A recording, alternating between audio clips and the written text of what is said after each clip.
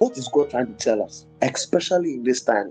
God is saying that certain kings will be misbehaving in their quest for power, in their quest to exert their dominion and their reign. There will be wars, there will be all sorts of unimaginable things going on. And when these things are happening, commoners will be affected. And you could see it currently. Let's say that Ukraine, Russia, you Putin has an issue against Ukraine, and a common taxi person in Ukraine is suffering. A student in Ukraine is suffering. Things above you are happening. But whether it's your fault or not, those things happening above you are going to affect the common person. Now we have so much economic issues going on, and you as a business person, as a worker, as a doctor, as a nurse, as a lawyer, as an engineer, as a teacher, what does this mean to you? It can be really scary, because all of a sudden the prices of fuel are changing, and this is something that you have no control over. All of a sudden, maybe you're into a particular business, and all of a sudden something new has come up, and you are just losing your job, and things are happening that are beyond our control, far above us. People who are sitting in the corridors and the citadel of power are taking decisions that are fueled by their lust, fueled by their ego, fueled by their crazy imagination. But the common people are suffering, to the extent that one king is so angry that now he's turning his anger to Christians, to the church. And he's saying that with flattery, he's going to corrupt people. But Daniel chips in something very important. He says, amidst all what is happening, there's going to be a group of people who will be able to resist him. There will be a group of people who will be strong, and they will do exploits because they know their God. Just last week at work, I was working at Zeret just to listen to a sermon, and I just happened to miss Miles Monroe. So I just went to YouTube and found one of his interviews I was listening to. And this interview took place in 2014. And I listened to what Miles Monroe was saying. The economy of America was going through turmoil. People were losing their jobs. There was great recession. There was really a massive shakeup in 2014. I was just intrigued that as at 2014, the situation that he was describing in his interview is exactly what's happening now. The prices of fuel is going up. Everything is just escalating. People are losing jobs because companies can no longer afford. And as he was describing a particular situation in America in 2014, it's exactly the same thing happening. And I'm like, the world it has been the same. Every time we are, things are hard. Things have always been hard. Things have never been easy. And it's never going to get easy. But if as at 2014, when according to him, people were losing their jobs in America, the economy was in shambles, there was great recession, there was so much going on. It's the same thing happening now. And it's the same thing that's ever going to happen. And in fact, it's going to get worse. Just recently, an earthquake happened in Turkey. And the scripture just came to me, you shall hear of earthquakes. There are wars and rumors of wars. And I love what Jesus said, that all these things will happen, but the yet has not even come. Hey, fantastic. All these things are happening. But amidst all these things, amidst how people will lose their jobs, absolutely not because of them, but because of maybe technology or whatever, Daniel gives us a caveat. And he's saying that to survive in life is to know your God. And not just to survive, but to try and do exploit. What you need is not another degree. What you need is not another job. But what you need is to know your God. What you need is to know your God. Because it's not going to get easier. Prices are never going to come down. Things are not going to go as they were. We have moved on. We are moving on. There will be more earthquakes. Presidents will rise up, and out of their lust or their pride or their ego, they will declare war on nations. Governments and leaders will take decisions that are not going to make sense. It's going to make things hard. But in the midst of that, he's seen that the group of people who know their God, so much is happening. So much marriages are breaking. So much relationships are in tatters. So much evil is prevailing. And it's as though the world is going to get darker and darker and darker.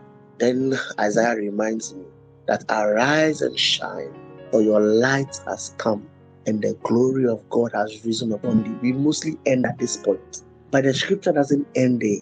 It says that darkness has covered the people, and gross darkness the nation. You see, we must say, arise and shine. We must go for prophetic comment, arise and shine, arise and we are shining. But we are going to arise and shine, and the glory of God is going to come upon us because of the gross darkness that is going to prevail in the world. So what you should be investing more in regarding your marriage, regarding your finances, regarding your children, regarding every aspect of your life is to invest in knowing your God. That is the only way you can be strong and you can do exploits. Now, for many people, when we say knowing your God, it only ends at altar call. When we say have a personal relationship with God, that's for many of us. I have accepted the Lordship of Jesus. I am reducing my sin. I don't smoke anymore. That's what we think knowing God is all about. So I just listed about 3 or 4 stages in knowing somebody. And I use my personal life. And I think on a larger scale, it applies to all of us in our relationship with someone. So when you meet someone for the first time, what are the levels in your relationship with the person that you can confidently say, I know this person? As you start interacting with this person, one of the first things that you know is that you know the person's voice. You get used to the person's tone. You get used to how the person walks. You get used to the person's mannerism. That is the first level of knowing someone. So let's say I go to, you change your job, you go to a new place. You're a lawyer and by your chambers, there are other lawyers there. After 2 or 3 months, you have their numbers, you start to communicate with them. You begin to know their voice. You begin to know their personality. Oh, this person there is quick tempered. This person is kind. This person likes chilling. But that is just surface knowing. But that is a level of knowing. And as I was even doing this, I noticed that knowing the voice of God is at stage 1. So the way many Christians find it so difficult to know what God is saying, it just tells you the level of your relationship with God. Because this is just point 1. This is just the first point in knowing somebody. And a point, when you see the person walking from afar, you can easily tell that this is the person coming. Then from that level of relationship, you go to the next level of relationship where you can now predict the person's response to situation. For example, you are working with a boss. Then you know that after, let's say, 6 months or 1 year, you are able to tell how your boss will respond to certain news. That, hey, maybe you want to go on leave or you want permission. You are able to strategize and know when to ask for permission, when not to ask for permission. You are able to tell how your partner would respond to a particular news. So you are now able to predict the things the person likes. That is also another level in the relationship. So first, you are able to tell the person's voice. You are able to tell the person's mannerism, tell the person's behavior. Then the second level, you are able to predict how the person will behave and respond to situation. Then there's another level where now certain attributes of the person begin to rub off on you. When now you are having fellowship. Now your response is being influenced by the other person you are following. Where, let's say, you don't used to complain, but now because you have been working with a murmurer and a complainer, now you also complain. Maybe you used to be a moody person, but now you're also somebody who's always cheerful and laughing and giggling and so happy. Then before you realize you are no more moody. That's a level of your relationship with the person. Now the certain attributes about the person begins to rub off of you. You find out that now you literally cannot live without speaking to the person a day. Almost every day you're talking to the person. And for instances where you are married, your life becomes so intertwined with the person that it's almost impossible to imagine life without the person. And for those people, when they should lose their spouse, they go through deep, deep sorrow, especially when they are relatively younger. So maybe you're in the late 40s, then you lose your spouse because of the level of relationship. Maybe for the past 20 years, your life has been mingled and intertwined with this person. Now you brush your teeth because of the way this person brushes teeth. Maybe you're that person who used to eat breakfast before brushing your teeth. But now because you marry somebody who eats breakfast after, your whole life has changed because of that person. And all of a sudden you wake up one morning and the person is no longer there. Your life, like, you just feel as though you have lost a part of your life. That is the level of knowing somebody. Which level are you in your walk with God? Are you in the first level where you can know the person's voice? You know the person's personality. Oh, this person is a calm person, is a quiet person, is a noisy person. Or you are the level where you can predict. So now I can tell how God will respond to certain situations. At that point, you don't struggle with whether it's right or wrong, because you begin to now know the character and the nature of God. Or you are the level where you have more of God in you and less of yourself. Or you have gotten to the level where literally, as Colossians says, Christ, who is our life. In fact, when we see you, we see God. And sadly, for many people, they are knowing God doesn't even fit into this criteria I've given. These 4 criteria I've given, they don't even fit. Daniel is saying, for the times we are living in, and look at when Daniel wrote this thing. If at that time Daniel was saying things are hard, if Daniel was living our time, I wonder what he would say. So That is what it means to know somebody. Do you know God like this? As I said earlier, if you are struggling to hear the voice of God, your knowing God is questionable. And this is what it means to know somebody. And God is saying that this is what it means to know me. And as a result of having this active relationship with God, two things are constant in your life. One, you'll be a strong Christian. And two, you will do exploit. So for any believer who is not strong, and for any believer who is not doing exploit, it simply tells us you don't know your God. Or it simply gives an indication of your relationship with God. Daniel is saying that amidst all these things that are going on, our presidents and people will be misbehaving and they are going to be affecting us at our small level, amidst the gross darkness that are covering the people, those who have a solid relationship with God, it's as though they are living in a different economy, and that is the truth. Because remember, we are ambassadors of heaven. We live on the economy of God. Know God for yourself. That's the only way you can be strong in this life. How does having a relationship with God make me do exploit? Let's say financially. Let's say you want to be a business mogul or something. Earlier today, I was reading about Jacob, and I noticed the prosperity of Jacob. You know, Jacob was cheated 10 times, or more than 10 times, by his uncle Laban. And he told Laban, actually, the spotted animals and the fair ones, blah, blah, blah, the one that are spotted will be for me. And I just focused on that part.